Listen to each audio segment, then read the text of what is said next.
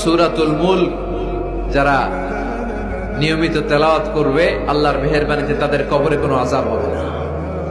করতে রাজি আছেন? কথা কয় না। করতে রাজি আছেন সবাই? বিষ্ণুই বললেন এখানেই শেষ নয়, আরো আছে। শাফাআত লি সাহিবিহা, এই সূরাটা কিয়ামতের দিন এই সূরা যে তেলাওয়াত করবে তার পক্ষে সুপারিশ করবে। এজন্য বিষ্ণুই বললেন যে ব্যক্তি সূরাতুল মুলক নিয়মিত তেলাওয়াত করবে এই সূরাটা কিয়ামতের দিন ওই তেলাওয়াতকারীর জন্য আল্লাহর কাছে সুপারিশ করবে। এখানেই শেষ নয়।